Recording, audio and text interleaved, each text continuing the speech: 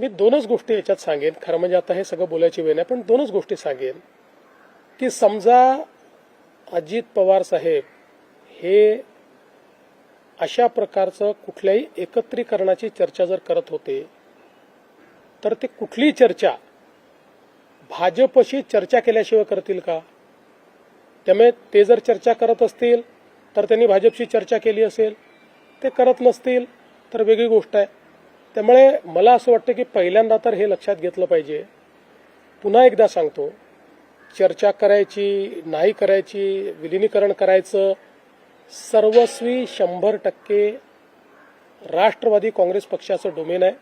हा आमची अपेक्षा एवढी असेल, कुठलाही निर्णय घेण्याच्या आधी त्यांनी आमच्याशी चर्चा एकदा करावी आणि ते करतातच आणि ते पुढेही करतील. त्यामुळे याही संदर्भात दुसरं, समजा अजित पवार साहेब अशा प्रकारच्या चर्चा करत होते तर ती चर्चा ते एनडीएतनं बाहेर पडण्याकरता करत होते का? ते का सरकारमधनं बाहेर पडणार होते का? त्यांनी तर स्पष्टपणे सरकारमध्ये ते स्टेबल होते.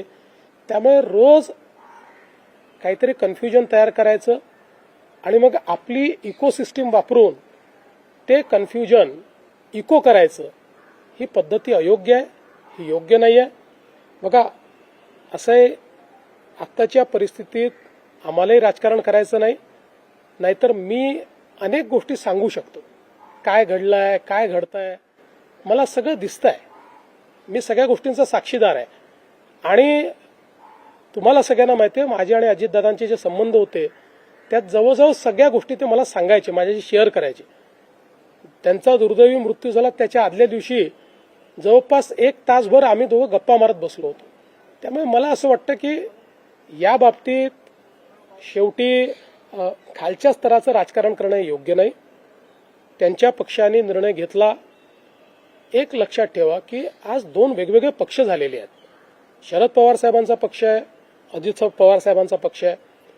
आता अजित पवार साहेबांच्या पक्षाने हा निर्णय घेतला की आमचं नेतृत्व हे सुनेत्राताईंनी करावं आणि त्यांनी हा निर्णय घेतला की सुनेत्राताईंनी नेतृत्व करण्याकरता शपथविधी करावा. त्यांनी सुनेत्राताईंना सांगितलं, सुनेत्राताईंनी त्या ठिकाणी तो शपथविधी केला.